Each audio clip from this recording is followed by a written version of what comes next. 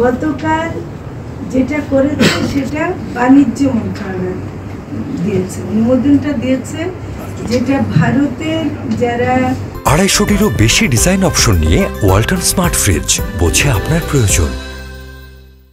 মৎস্য ব্যবসায়ী এবং বাংলাদেশের মৎস্য ব্যবসায়ী তারা একটা অনুরোধের প্রেক্ষিতে এটা বাণিজ্য মন্ত্রণালয় দিয়েছে। এর সাথে মৎস্য ও প্রাণী সম্পদ মন্ত্রণালয়ের কোনো সম্পর্ক। আমাদের এখনো সেই কমিটমেন্টটা আগের মতোই আছে যে আমরা বাংলাদেশের মানুষের জন্য ইলিশ যেন প্রাপ্যতা নিশ্চিত করতে পারি, এবং একটা দাম, যেটা আপনারা বলছেন যে দাম বেড়ে গেছে ইমিডিয়েটলি, আমার মনে হয় যে এটা মিডিয়ার একটা বলার কারণে আরো বেড়ে যাচ্ছে। আপনারা সবাই এখনো মাছটা যায়নি, এখন মাত্র অনুমোদন হয়েছে, এটা এখনো কাগজে আছে, এটা এখনো যায়নি। যদি এর প্রভাবে দাম বাড়ে সেটা আমরা মনে করি যে এটা বাড়া উচিত হবে না। এই জন্যে যে আমাদের যে মূল প্রাপ্যতা এবার বোধহয় 5 লাখ টন, 5,30,000 টন হয়েছে, এর মধ্যে 3,000 টন অনুমতি দেওয়া হয়েছে, কিন্তু গত বছরও এই 3,000 টনের বেশি অনুমতি দেওয়ার পরও কিন্তু তারা ততগুলো নিতে পারেনি।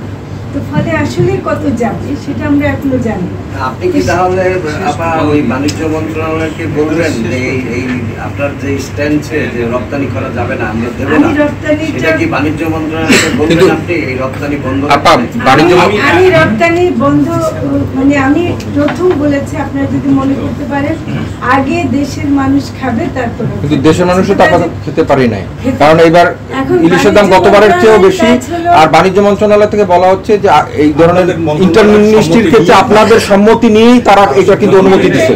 এরকম কোনো ব্যাপার না। আপনার আমার মনে হয় যে বিষয়টা আমরা আর বেশি আলোচনা আমি মনে করি যে আমি এটা এত ভাবে ওপেনলি বলতে চাই না, এবং এটা আমি আলোচনাটা এখানেই শেষ করতে চাই। এটা আমি এটা বলে শেষ করবো, বাণিজ্য মন্ত্রণালয় স্বাধীনভাবে এটা তারা দিয়েছেন এবং তারা একটা অনুরোধের প্রেক্ষিতে দিয়েছেন। দুর্গাপূজায় ভারতের দুর্গাপূজা উপলক্ষে বিশেষ অনুরোধ ছিল, সেই অনুযায়ী তারা করেছেন, সেটা তাদেরকে আমি জোর করতে পারি। দামের ব্যাপারটা আমরা প্রতিনিয়তই আসলে মনিটর করছি, এমনকি মজুদ হয় কিনা, আহরণ কেমন হচ্ছে, এগুলো আমরা দেখছি। এখন দেখেন, একটা সরকার যখন নাকি এক একটা মন্ত্রণালয় থেকে বিভিন্ন কারণে তারা সেই মন্ত্রণালয়ের সিদ্ধান্ত নিতেই পারে, সেটার জন্য আমাদের কাজে যদি আমরা কোনো অবহেলা করে থাকি বা আমাদের কাজের জন্য যদি দেশের কোনো ক্ষতি হয় বা জনগণ না পায়, সেটার দায়িত্ব নেব আমরা অবশ্যই। এই রপ্তানি বন্ধে আপনাদের পক্ষ থেকে কোনো ব্যবস্থা নেবেন কিনা? মানে রপ্তানি বন্ধের জন্য না, রপ্তানি বন্ধের তো দায়িত্ব আমার না। আমি আহ্বান জানাতে পারি, কিন্তু আমি বন্ধ করতে পারি।